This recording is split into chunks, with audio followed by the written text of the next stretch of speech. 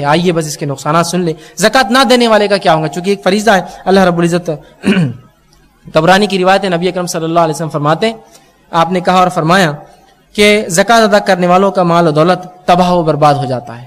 کہ اللہ رب العزت جو لوگ زکوٰۃ ادا نہیں کرتے ان کا مال و دولت تباہ اور برباد کر دیتا ہے. یاد رکھیے، جو لوگ زکوٰۃ نہیں دیتے ان کا مال تباہ اور برباد ہو جاتا ہے.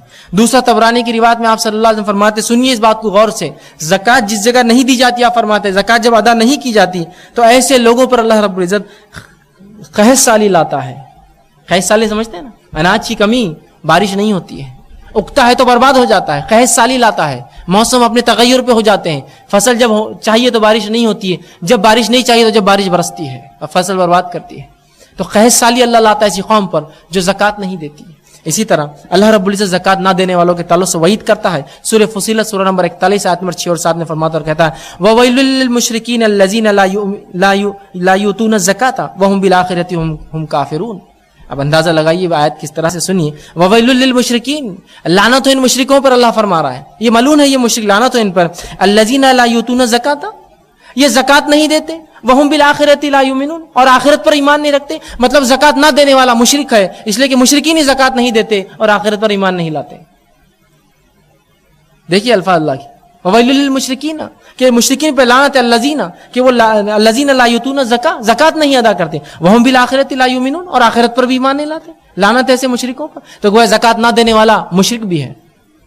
اسی طرح اللہ رب العزت فرماتا ہے جس مال کی زکوٰۃ نہ دی جائے وہ مال روز قیامت اس مالک کے گلے میں طوق بن جائے گا. طوق سمجھتے ہیں؟ وزنی کوئی کڑا جسے گلے میں ڈال دیا جائے گا. اللہ رب العزت فرماتا ہے سورہ آل عمران سورہ نمبر 3 آیت نمبر 180 فرماتا ہے اور کہتا ہے لا يحسبن الذين يبخلون بما آتاهم الله من فضل هو خير لهم، کہ وہ لوگ جن کو اللہ نے اپنا فضل دیا ہے وہ جو بخیلی کرتے ہیں، زکوٰۃ نہیں دیتے، یہ نہ سمجھے کہ ایسا کرنا ان کے لیے فائدہ مند ہوگا دنیا کے اعتبار سے. جو لوگ اللہ نے مال دیا ہے اور اس کو خرچ نہیں کرتے، زکوٰۃ نہیں دیتے اور بخیلی کرتے، کنجوسی کرتے ہیں، نہیں دیتے، تو یہ نہ سمجھے کہ یہ ان کے لیے فائدہ مند ہے. بل ہوا شر لہم، یاد رکھو یہ تو تمہارے لیے شر کی چیز ہے، نقصان دہ چیز ہے. اور آگے فرمایا سیطوقون ما بخلوا به یوم القیامہ، اور روز قیامت جس چیز سے بخیلی کرتے تھے اس کا طوق بنایا جائے گا، ایک بہت بڑا کڑا بنا کر ان کے گلوں میں ڈال دیا جائے گا جس کے بوجھ سے وہ جھکے ہوئے ہوں گے. اندازہ لگائیے. اسی طرح سورہ توبہ سورہ نمبر 9 آیت نمبر 34 اور 35 میں اللہ فرماتا اور وعید کرتا ہے اور فرماتا ہے والذین یکنزون الذهب والفضة ولا ينفقونها فی سبیل اللہ فبشرهم بعذاب علیم، کہ وہ لوگ جن کو اللہ نے سونے اور چاندی دی ہے اور اس کے اندر سے خرچ نہیں کرتے تو اے نبی ان کو خوشخبریاں دے دیجئے، بشارت سنا دیجئے سخت عذاب کی. یہ تنزیہ جملہ ہے، بشارت دے دیجئے عذاب کی، تنزیہ جملہ ہے کہ انہیں بشارت دیجیے، خوشخبریاں سنا دیجیے ایک سخت عذاب کی اس روز. اور کیا عذاب ہے اس روز ان کو؟ آئیے سنیے.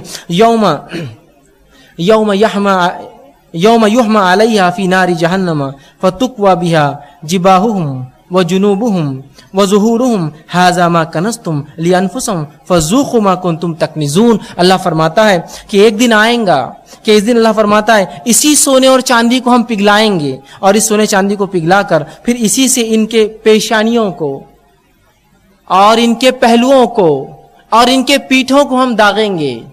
یہ سونے چاندی پگھلا کر، انسان دنیا میں ایک چھوٹی چیز کا جو ہے گرم ہو جائے تو برداشت نہیں کر پاتا ہے، یہ سونے چاندی پگھلیں گے اور پیشانی اور پہلو اور پیٹ اللہ فرماتا ہے اس سے ہم داغیں گے. اور پھر پر فرمایا جائیں گا اور یہ وہ خزانہ ہے جس کو تم جمع کرتے تھے، اللہ کی راہ میں نہیں خرچ کرتے تھے. یہ وہ دولت ہے اور یہ وہ خزانہ ہے جو تم جمع کرتے تھے، اللہ کی راہ میں خرچ نہیں کرتے تھے. تو اس سے پہلے کہ وہ دن آئے، انسان ختم ہو جائے، مر جائے اور اللہ کی راہ میں خرچ کرنے کا پھر موقع نہ ملے، ہم ضرور نفلی صدقات کی بات نہیں کر رہا ہوں، ابھی فرض زکوٰۃ کی بات میں کر رہا ہوں، ضرور خرچ کریں. شریعت میں مطلوب تو ہے کہ نفلی صدقات بھی ہم خوب سے خوب کریں. اسی طرح بخاری کی روایت ہے، صحیح بخاری کی، آپ صلی اللہ علیہ وسلم فرمایا اور کہا، ابو ہریرہ رضی اللہ فرماتے ہیں وہ شخص جو دنیا میں زکوٰۃ نہیں دیتا تھا، نفلی صدقات نہیں کرتا تھا، روز قیامت اس کی گردن میں اللہ رب العزت ایک گنجا سانپ ڈال دیں گا. گنجا سانپ، محدثین لکھتے ہیں گنجا سانپ کی جو شرح کرتے ہیں وہ یہ کرتے ہیں کہ وہ اتنا زہریلا ہوگا کہ سانپ کے سر پہ جو کچھ بال ہوتے ہیں اس کے وہ بال جھڑ جائیں گے اس کے زہر کی وجہ سے،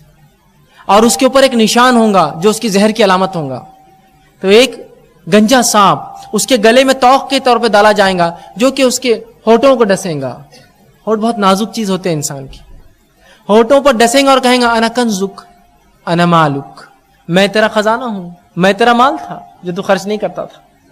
اور یہ بات بھی بالکل درست ہے کہ نبی اکرم صلی اللہ علیہ وسلم نے فرمایا کہ روز قیامت ایک ایک سانپ ایک اونٹ کے برابر ہوں گا اور ایک ایک بچھو ایک خچر کے برابر ہوں گا. روز قیامت جہنم کے سانپ اور بچھو کی سائز اتنے بڑے ہوتے ہیں، ایک سانپ ایک اونٹ کے برابر اور ایک بچھو ایک خچر کے برابر. تو ایسا ایک سانپ اس کے گلے میں ہوگا جو اس کے ہونٹوں کو ڈسیں گا اور کہیں گا نا کنزک انا مالک، میں تیرا خزانہ ہوں جو تو خرچ نہیں کرتا تھا، میں تیرا مال ہوں جو تو جمع کر کر کے رکھتا تھا. اندازہ لگے کیا شدید عذاب ہے.